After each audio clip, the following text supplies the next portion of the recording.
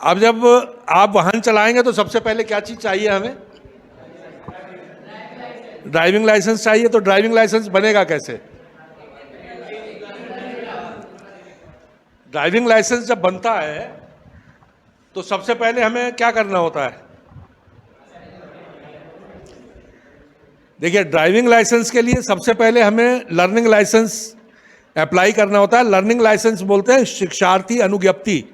Learning का मतलब समझ गए ना? लर्निंग मतलब सीखना, शिक्षार्थी अनुज्ञप्ति। तो हम पहले एक गाड़ी चलाना सीखने के लिए ड्राइविंग लाइसेंस से अप्लाई करते हैं। और आप में से कितने बच्चों को यह पता है कि लर्निंग लाइसेंस कैसे बनता है? किसी को नहीं पता? सिखा दें आज आपको? हैं? देखिए, लर्निंग लाइसेंस बनाने के लिए आपको क्या करना है? सबसे पहले अपने पास 4 चीजें तैयार रखनी है। डेट ऑफ बर्थ का सर्टिफिकेट। डेट ऑफ बर्थ के सर्टिफिकेट से मुराद है कि आपकी हाई स्कूल की मार्कशीट भी आपका डेट ऑफ बर्थ का सर्टिफिकेट है। आधार कार्ड की फोटोकॉपी, हाई स्कूल की मार्कशीट की फोटोकॉपी, एक फोटोग्राफ पासपोर्ट साइज का और सिग्नेचर्स। आधार कार्ड की फोटोकॉपी और हाई स्कूल की मार्कशीट की फोटोकॉपी अटेस्टेड, सेल्फ अटेस्टेड करके अपने पास स्कैन करके रखनी है। अब आप कॉपी तो लाए नहीं कोई बच्चा भी मेरे ख्याल से नोट करने के लिए। चलिए, कोई बात नहीं। गवर्नमेंट ऑफ इंडिया की एक वेबसाइट है, उस वेबसाइट का नाम है परिवहन सेवा। कौन सी है?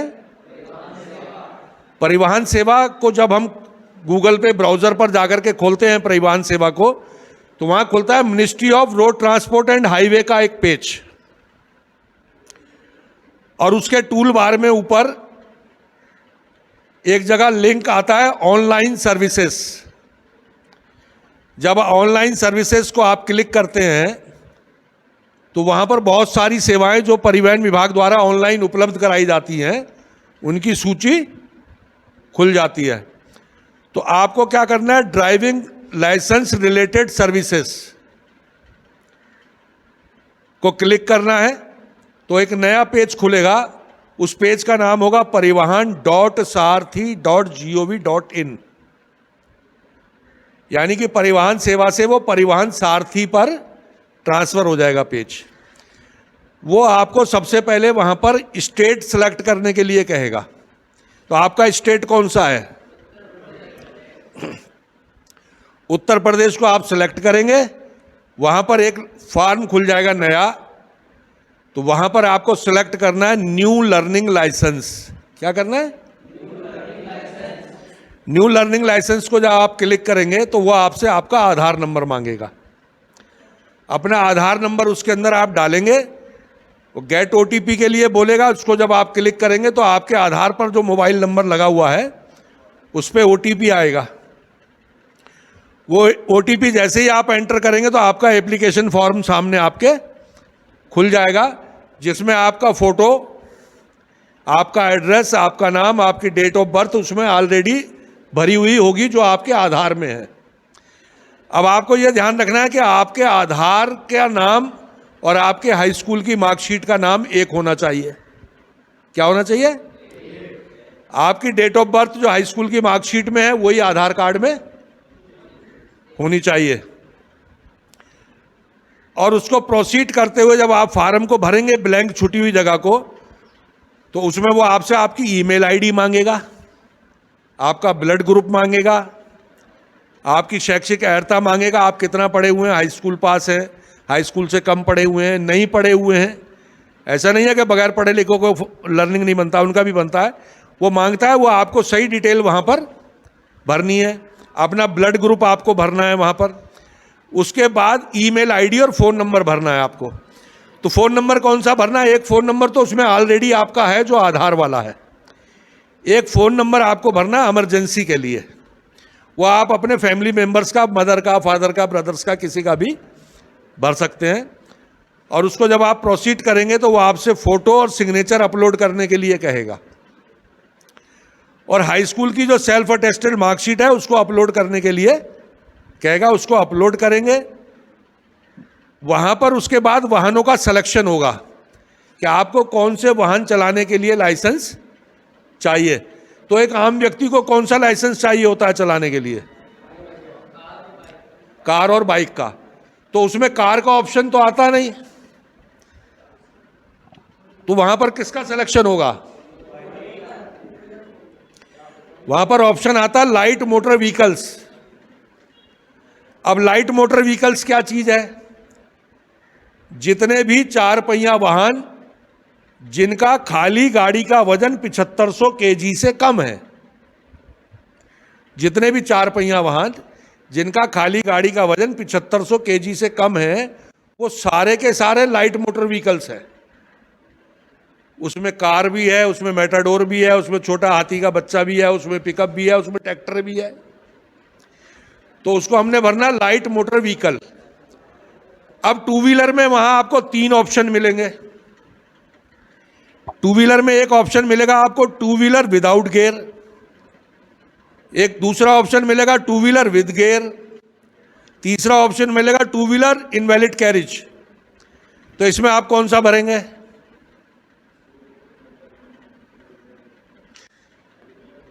बताएं। अब two wheeler without gear, two wheeler without gear का मतलब समझ गए? क्या चीज? कौन सी स्कूटी? इलेक्ट्रिक। चलो, और दूसरी पेट्रोल वाली कौन सी? एक्टिवा। तो एक्टिवा तो विद गियर होती है, ऑटोमेटिक गियर होते हैं उसमें। देखिए, हमारे भारत के अंदर कोई भी 2 पहिया वाहन ऐसा नहीं बनता जिसके अंदर गियर ना हो। सिर्फ फर्क इतना है कि कुछ गाड़ियों के अंदर मैनुअल गियर है, मैकेनिकल गियर है, कुछ के अंदर ऑटोमेटिक गियर है, लेकिन विदाउट गियर नहीं है। भारत के अंदर कोई भी वाहन विदाउट गियर नहीं है, और ना ही भारत के अंदर कोई वाहन 50 सीसी से कम का है। जो कहते हैं ना 16 साल की उम्र में लाइसेंस मिल जाता है, वो 16 साल की उम्र में लाइसेंस मिलता है उस गाड़ी को जिसकी इंजन कैपेसिटी 50 सीसी से कम होती है। तो हमारी किसी गाड़ी की इंजन कैपेसिटी 50 सीसी से कम नहीं है। तो हमको, और इनवैलिड कैरिज कहा गया है जो विकलांग के लिए गाड़ी बनी हुई होती है। आजकल देखा है ना, विकलांग जिनके पैर नहीं होते हैं, या एक पैर नहीं है या दोनों नहीं है, वो भी वाहन चलाते हैं, तो वो व्हीकल कहलाते हैं इनवैलिड कैरिज। तो उनका लाइसेंस अलग बनता है। तो आपको जो अप्लाई करना है, आपको करना है लाइट मोटर व्हीकल, और लाइट मोटर व्हीकल्स के साथ टू व्हीलर विद गियर। कौन सा करना है? With gear. उसको प्रोसीड करेंगे, वहां पर 350 रुपया आपकी फीस जमा होगी। अभी जो मैं बुक आपको यहां दिखा रहा था, एक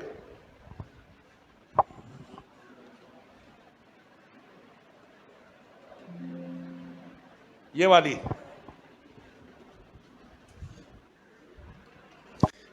यही बुक आपको वहां टेलीग्राम ऐप पे मिलेगी। और जब आप फीस जमा कर देंगे तो वहां पर आपका ऑनलाइन टेस्ट शुरू होगा एक, और वो ऑनलाइन टेस्ट जो आपका होगा उसमें यही प्रश्न आएंगे जो सामने लिखे हुए हैं। लेकिन वो आते कैसे हैं? जैसे रोड साइन बने हैं ना ऊपर, रुकिए, रास्ता दीजिए, प्रवेश निषेध, रोड साइन बना हुआ होगा और उसके आगे 4 आंसर लिखे हुए होंगे। कितने लिखे होंगे? उसमें से कोई एक सही होगा और 3 आपको सही पर टिक करना है। केवल टिक करेंगे, जैसे ही आप उसका आंसर देंगे वो आगे दूसरा प्रश्न आ जाएगा।